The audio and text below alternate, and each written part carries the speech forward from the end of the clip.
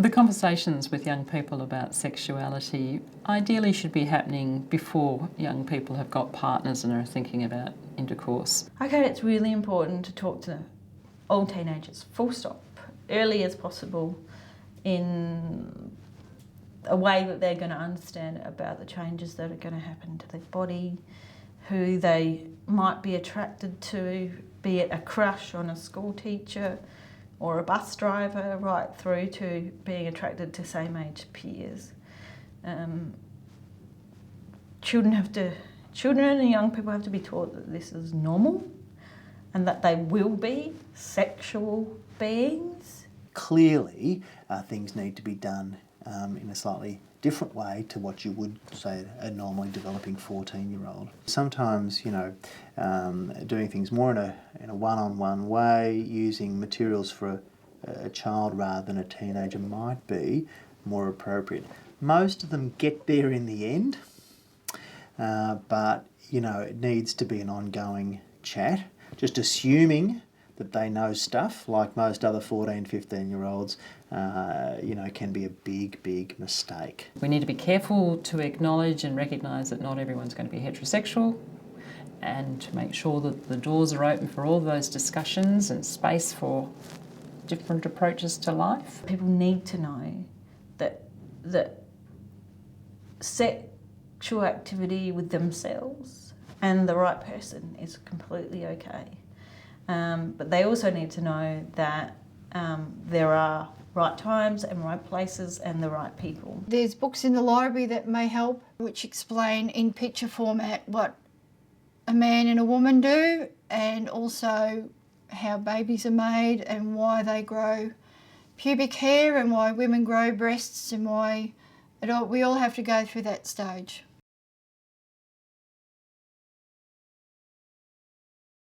We did have issues very early on where he'd have his hands in his pants and want to do it all the time, and just to have, it wasn't even that he was doing anything, just that, it just seemed to be good, like it's just comfortable. And so, we went through that issue of, hands out of pants.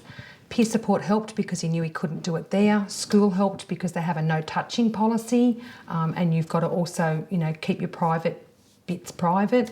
So that was easy. And we just sort of tended to say, either in the bathroom or in your room is where you can have your hands in your pants, everywhere else, no. And he took that on board pretty well. Sometimes when particularly younger children have got into a habit and doing this more frequently, or are doing it when they're bored or doing it when they're stressed, that there needs to be a reward for not doing it and alternative behaviour options being put in place. If you're stressed, can we think of something else that you could do instead when you're stressed? Because what you're doing is something that really would be better not done in public. There are some very excellent resources around that are actual people that teach young women and young men how to do things in the privacy of their own home. They're not pornographic, they're instructional videos about how to masturbate and how to have sexual intercourse and how to go about it appropriately in a fashion that you're not going to harm yourself, you're not going to cause anyone else in your house trauma, you clean up after yourself, all that kind of stuff. We also had some sign language introduced to him so that he knows where to stop or not now. I also found it very helpful to talk to him in a very low voice. So if we're in public, I would just say, we're in public now. There are other people, take your hand out of your pants. And that works out for him. From time to time, I think parents and educators have to be prepared to be a little bit surprised by what happens, and not, if your child comes to you with a wicked problem around sex, don't freak out.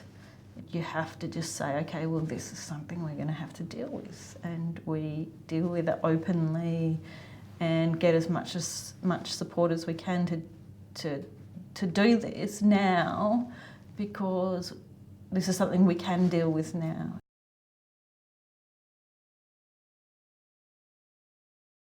Parents tend to be worried about one of two things. Will he get a boyfriend or girlfriend, or he's just so interested but doesn't understand the boundaries. He has shown a little bit of an interest in one of the girls, only just that he says hi to her more than he says to the others. And, you know, it's only like, it's very innocent. It's like, really, it reminds me of like when your kids are just starting school and in kindergarten and they have that first little crush. And, you know, I know he's 14, but that's what it's like. It's that real innocent sort of, oh, I like her sort of thing. A lot of young men that I've worked with, they have an idea about girlfriends, and that idea is that they'd like to get one. They'd like to get a girlfriend. And I sort of say, well, how are we going to go about this getting a girlfriend? They don't exactly come on the supermarket shelf, you know. It's really complex to, you know, ask a girl on a date or even just be friendly with a girl and say the right things that might impress her or get her interested in you or whatever. Trying to give that message that actually it's all about friendships and connection, because you're not doing that so well yet, before we can get into sort of higher forms of connection, like having a girlfriend or a boyfriend. The issue that he'll have is the complicated interactions between the two people and the mixed messages about, you know, what other people are thinking or feeling or what their intentions are. So that's hard enough as it is for normal people, so to speak, but I can see that being a real challenge for him. Relationships and personal boundaries is an interesting one, and it is something that definitely has to be taught, and that's something that we're definitely dealing with in puberty with her. I would suggest getting some books from the library on love and relationships and explaining what the differences are in acquaintances, friendships, family relationships, like cousins, uncles, aunties, etc. And it's okay to give them a hug or a handshake.